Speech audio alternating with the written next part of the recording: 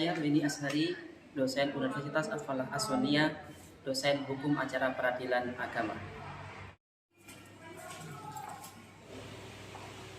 Assalamualaikum warahmatullahi wabarakatuh. Waalaikumsalam warahmatullahi wabarakatuh. Bagaimana? Tiga.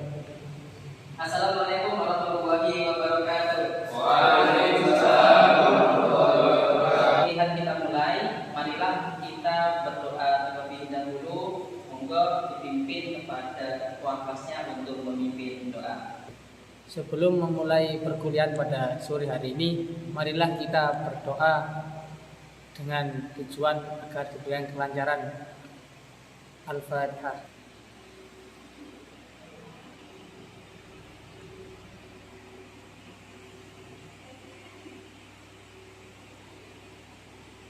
Doa selesai. Untuk awalan yang pertama, sebelum saya menjelaskan tujuan mata kuliah ini, sebelum juga saya menjelaskan materi-materi dari mata kuliah ini, maka untuk mengantarkan pola pikir kita agar kita tahu tentang materi kita, tentang asas-asas hukum acara peradilan agama, saya ingin tanya dulu kepada para mahasiswa, adakah di antara jenengan di sini yang sudah familiar dengan istilah ini? Siapa yang sudah tahu? Monggo silakan angkat tangan dan silakan dijawab apa itu asas dan apa saja yang menjadi asas-asas seputar yang mungkin Anda ketahui tentang peradilan agama. Asas adalah dasar, alas atau pedoman. Dalam hukum acara peradilan agama, asas ada asas ringan biaya, asas sederhana, dan asas cepat. Karena pengadilan tidak boleh mempersulit, tapi di pengadilan agama memang dimahalkan karena maraknya masyarakat yang menganggap remehnya biaya. Tiga. Mungkin dari mahasiswa yang lain, dari Putri atau dari mahasiswa satu lagi yang ingin menjawab apa sih asas itu? Monggo kami persilakan. Tiga. Dulu. Yaitu suatu kebenaran yang menjadi pokok dasar atau tumpuan berpikir, berpendapat dan lain sebagainya. Tiga. Oke, terima kasih atas tadi penyampaian dari dua mahasiswa kita yang sudah menyampaikan tentang apa sih seputar pengetahuan Anda yang Anda ketahui tentang asas ini. Jadi tadi ada yang menjawab bahwa asas itu adalah merupakan alas, merupakan dasar. Tadi juga ada yang menyebutkan bahwa dari adanya sebuah asas ini merupakan suatu tumpuan kebenaran di dalam mencari sesuatu atau menjadi impian sesuatu. Nah, dari hal ini ternyata Anda sudah punya gambaran tentang asas itu sendiri. Nah, selanjutnya saya untuk mata kuliah ini dengan mata kuliah hukum acara peradilan agama, kita dengan materi ketiga di pertemuan ketiga ini kita akan membahas tentang asas-asas yang ada di dalam hukum acara peradilan agama. Secara tujuannya kita punya apa yang disebut dengan namanya adalah CPMK. CPMK kita dalam RPS yang sudah kita sepakati bersama di awal menyebutkan bahwa untuk pertemuan ketiga ini mahasiswa dapat menelaah asas-asas hukum acara peradilan agama, di mana kita akan menjelaskan perihal tentang adanya apa saja sih asas-asas yang ada di dalam peradilan agama itu sendiri. Selanjutnya, untuk kita bahas lebih lanjut, kita akan menjelaskan sebagai materi dasar di mana di dalam asas dari hukum acara peradilan agama ini kita akan menerangkan apa saja sih sebelum kita masuk kepada asasnya, kita akan mempelajari dari hukumnya, landasannya, undang-undangnya yang dipakai di dalam menjelaskan dari asas-asas hukum acara dari peradilan agama, yaitu ada 3 undang-undang yang menjadi pokok dasar di dalam menjelaskan asas-asas itu sendiri, yaitu adalah Undang-Undang Nomor 7 Tahun 1989, Undang-Undang Nomor 3 Tahun 2006, dan Undang-Undang Nomor 50 Tahun 2009. Ini ketiga-tiganya adalah merupakan undang-undang peradilan agama. Saya jelaskan kembali bahwa tiga undang-undang ini adalah undang-undang peradilan agama, di mana di dalamnya mengatur tentang hukum acara peradilan agama dan asas apa yang dipergunakan di dalam hukum acara peradilan agama itu sendiri.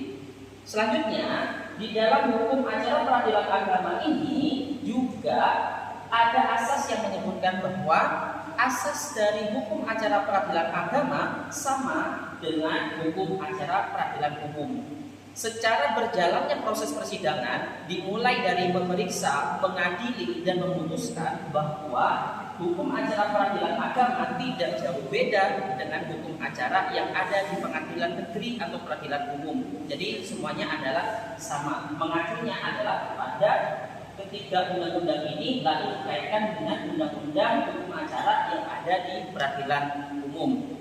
Maka secara penyimpulannya yang tentang adanya undang-undang ini, bahwa asas yang berlaku dalam peradilan agama itu adalah sama hukum acaranya dengan di peradilan umum atau di peradilan negeri. Lalu selanjutnya adalah kerangka hukumnya. Tentu sesuatu itu tidak bisa kita lepaskan dari bagaimana pola pikir, pola dasar pemberlakuan hukum acara itu sendiri, di mana dalam pelaksanaannya kerangka hukumnya adalah yaitu dimulai dari Undang-Undang Nomor 14 Tahun 1970 tentang ketentuan pokok-pokok kekuasaan kehakiman, di mana peradilan agama itu hukum acaranya para hakim yang memeriksa, mengadili, dan memutuskan diatur oleh undang-undang ini. Ini yang mengatakan akhirnya peradilan umum sama dengan peradilan negeri, di mana dalam pelaksanaannya peradilan umum dan peradilan negeri itu adalah diatur dengan undang-undang yang sama, yaitu Undang-Undang Nomor 14 Tahun 1970 tentang kekuasaan kehakiman. Lalu selanjutnya, apa sih yang menjadi ciri khas di dalam peradilan agama itu sendiri?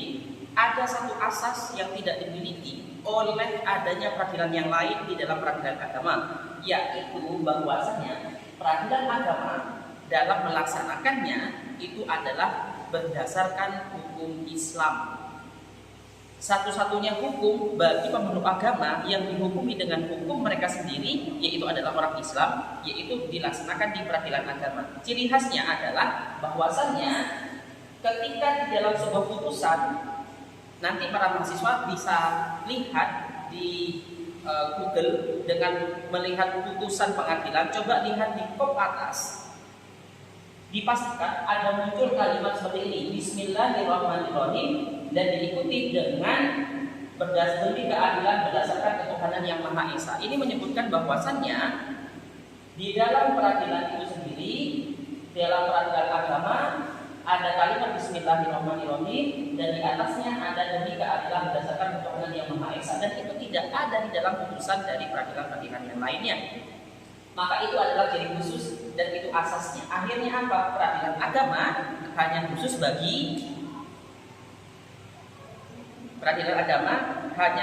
bagi orang-orang yang beragama ya, betul. Jadi peradilan agama adalah khusus bagi orang-orang yang beragama Islam. Maka oleh karenanya orang non-muslim atau selain Islam kalau punya masalah perkara maka diajukan bukan di pengadilan agama tapi diajukan di peradilan umum. Tapi orang Islam dihukumi dengan hukum Islamnya dan mereka itu pelaksanaannya adalah di peradilan agama.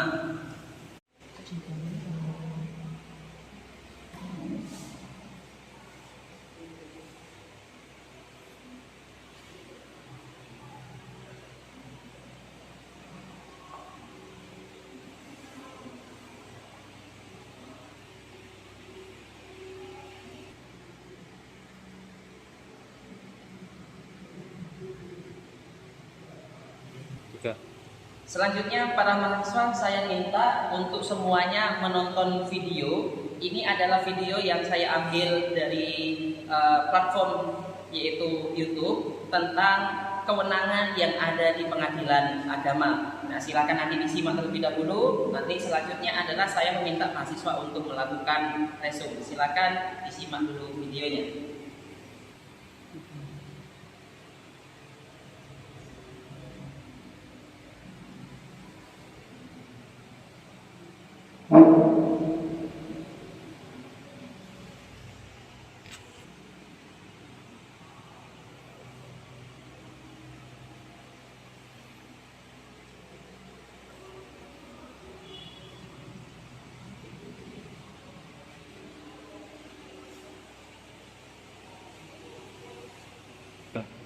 Nah, terima kasih semuanya tadi sudah melihat dan menonton dari video yang sudah kita lihat bersama-sama, yang sudah videonya saya ambil dari platform YouTube. Maka sekarang saya minta para mahasiswa untuk membuat kelompok-kelompok kecil.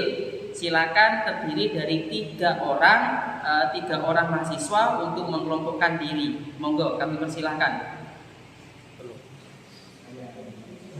Ayo San, ngomong San.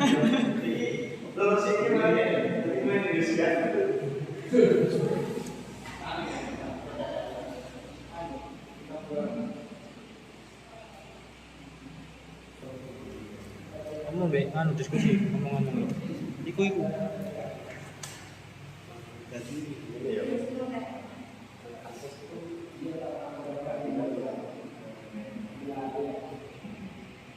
Tiga. Nah, tadi 2 ini masing-masing kelompok sudah membuat resum, artinya sudah membuat sebuah kesimpulan dari video yang sudah dibuatkan. Nah, sekarang tunjuk 1 orang untuk menjelaskan atau apa yang sudah ditulis tadi dalam resumnya. Monggo siapa yang menjelaskan dan sampaikan kepada saya hasil resumnya. Silakan, siapa? Monggo, silakan dijelaskan. Kami akan menyampaikan beberapa kesimpulan dari materi yang sudah dijelaskan tadi. Yang pertama yaitu peradilan agama adalah peradilan bagi orang-orang yang beragama Islam. Yang kedua yaitu peradilan agama memeriksa, memutuskan dan menyelesaikan perkara berdasarkan hukum. Dan yang ketiga yaitu peradilan dilakukan dengan sederhana, cepat dan dengan budaya.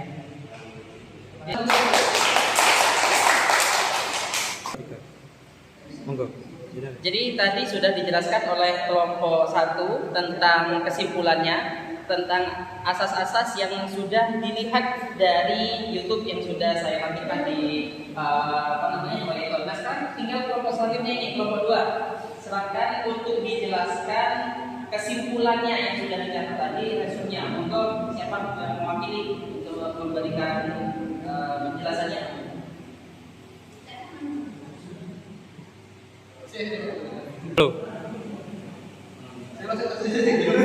Telu. Saya Pak. Oke. Yaitu peradilan dilakukan menurut hukum dan tidak membedakan orang. Peradilan dilakukan bebas dari pengaruh dan campur tangan dari luar, semata-mata demi kebenaran dan keadilan kita melalui penegak hukum. Terima kasih penyampaiannya dan dialog juga untuk kelompok yang kedua. Setelah melalui dari proses awal kita dalam apa yang Anda ketahui tentang asas-asas tadi, terus juga tentang Anda melihat video, lalu Anda melakukan resum, maka tahap selanjutnya yakni adalah tanya jawab. Bagi para mahasiswa yang masih belum mengerti atau ada yang ingin dikritisi atau ada yang ingin ditelaah lagi dalam mata kuliah ini, maka kita buka sesi tanya jawab untuk kita klarifikasi lebih lanjut tentang asas-asas hukum acara peradilan agama. Bagi para mahasiswa yang akan bertanya, saya persilahkan. Telu. Saya Pak, apakah semua orang bisa menjadi saksi dan bagaimana syarat menjadi saksi? Tidak semua orang bisa menjadi saksi dan juga tidak semua orang itu bisa masuk di dalam persidangan. Ini adalah karena di dalam persidangan itu hanya orang-orang tertentu, orang-orang yang terlibat, orang-orang yang memang punya hak untuk dalam perkara tersebut, maka dia bisa termasuk dalam yang disebut dengan namanya adalah para pihak, termasuk dalam saksi. Saksi itu berarti ada prasyaratnya, yaitu adalah orang yang tahu kejadiannya, orang yang memiliki kewenangan di situ. Yang dimaksud dengan kewenangan di sini misalnya adalah kasus perceraian, bahwa orang tua, tetangga, saudara, nah itu bisa menjadi saksi. Tapi kalau misalkan mereka bukan tetangga, mereka bukan saudara, mereka tidak tahu tentang perkara tersebut, lah ujung-ujung ada orang baru datang ke pengadilan, lalu mereka menyatakan bahwa saya ingin menjadi saksi dalam perkara ini. Ditanya lagi sama hakimnya, Anda sebagai apa di sini? Ya saya memang pengen jadi saksi aja, karena saya tahu dia mengajukan perkara perceraian dari Facebook, misalkan seperti itu. Saya tahunya dari Facebook. Nah, hal-hal yang seperti ini karena dia tidak tahu secara langsung, maka dia tidak bisa dikatakan sebagai orang-orang yang bisa menjadi saksi. Syaratnya adalah dia yang memiliki kewenangan, dia tahu betul tentang perasaan tentang adanya kasus tersebut, dan dia juga orang-orang termasuk di antara keluarga, tetangga ataupun saudara yang mengetahui. Jadi jangan sampai kita menjadi seolah-olah ingin nolong orang, kita tidak tahu, seakan-akan kita mau jadi saksi di situ. Nah, bahayanya adalah kesaksian palsu itu ada hukumnya. Secara agama dia akan nanti disumpah dengan Al-Quran, maka dia saksinya, kalau kesaksian palsu maka itu menjadi pertanggungjawaban di atas kepada Allah Subhanahu wa taala. Terus kalau misalnya dia itu terbukti kesaksiannya palsu, maka dia akan dihukum, yaitu hukuman 2 tahun penjara. Mungkin itu penjelasan dari saya tentang pertanyaan apa sih yang menjadi syarat saksi dan apakah semua orang bisa menjadi saksi. Jawaban saya seperti itu. Mungkin ada pertanyaan yang lain dari mahasiswi. Tadi sudah mahasiswa, mungkin dari mahasiswi, silakan. Ada yang mau bertanya? Tidak langsung.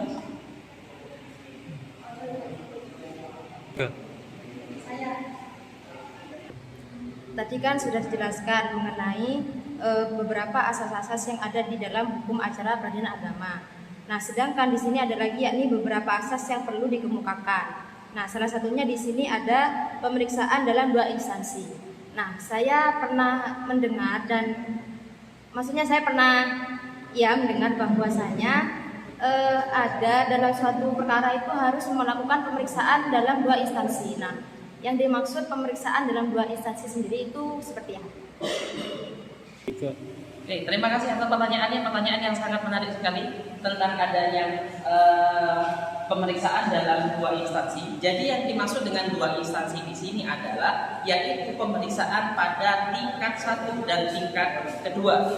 Artinya ketika sebuah perkara diajukan, itu kan yang pertama kali itu kan diajukan di pengadilan agama, yaitu di tingkat kota atau tingkat kabupaten. Lalu ketika setelah putusan, maka setelah putusan tersebut tentu ada beberapa orang yang merasa bahwa tidak merasa puas dengan hasil putusannya, maka mereka melaksanakan ada yang disebut dengan namanya banding. Nah, banding inilah yang disebut dengan namanya instansi kedua. Jadi instansi pemeriksaan yang pertama itu adalah dilaksanakan di pengadilan agama, yaitu di wilayah kota atau di wilayah kabupaten. Sedangkan untuk yang kedua, pemeriksaan yang kedua adalah dilaksanakan di pengadilan tinggi agama, dan itu dilaksanakan adalah di wilayahnya provinsi. Nah, kalau kita wilayah di Jawa Timur, maka untuk wilayahnya dari pengadilan tinggi agama itu adalah di wilayah provinsi yang ketepatan itu berada di wilayahnya adalah daerah Surabaya untuk yang wilayah dari Jawa Timur. Jadi saya ulang kembali bahwa pemeriksaan 2 instansi di sini adalah pemeriksaan di tingkat pertama, yaitu adalah di wilayah kota, dan ketika seseorang itu tidak puas dengan putusan hakim, maka dia bisa mengajukan untuk tahap yang kedua, yaitu dilaksanakan di pengadilan tinggi agama, yaitu kalau di wilayah Jawa Timur, maka ketepatan untuk pengadilan tinggi agama ini berada di wilayah Surabaya. Ini yang dimaksud dengan pemeriksaan 2 instansi. Nah, itu mungkin penyampaian dari saya berkaitan tentang masalah jawaban dari pertanyaan Anda. Sekian. Terima kasih. Terima kasih atas penjelasannya. Ya, terima kasih atas perkuliahan kita hari ini. Kita sudah melewati dari berbagai macam proses perkuliahan, dimulai dari pengembangan pola pikir, pertanyaan dari saya, terus tadi dimulai dengan kita mengetahui apa sih tujuan dari pertemuan kita kali ini, sekaligus juga tadi ada juga sudah nonton video, melakukan resume, dan juga kita sudah diskusi, kita sudah melakukan tanya jawab. Maka sebagai penutup saya ucapkan terima kasih atas kehadiran para mahasiswa hari ini. Mudah-mudahan ilmu yang kita dapatkan ini bermanfaat bagi kita semua. Terus jenengan juga para mahasiswa dan mahasiswi bisa terus mengembangkan keilmuannya. Sebelum kita tutup, monggo siapa dari para mahasiswa ini yang akan memimpin doa? Kita tutup dengan doa. Untuk mengakhiri pertemuan pada hari ini, marilah kita tutup dengan doa bersama. Doa mulai.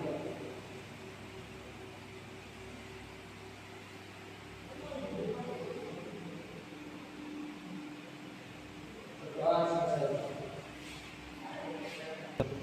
Terima kasih atas semuanya. Kita tutup dengan doa. Sekali lagi saya sampaikan, saya mohon maaf yang sebesar-besarnya apabila ada salah-salah kata maupun perbuatan saya yang tadi kurang berkenan. Akhirul kalam, wa huwal muwaffiq ila aqwamit thoriq. Assalamualaikum warahmatullahi wabarakatuh. Halo. Waalaikumsalam.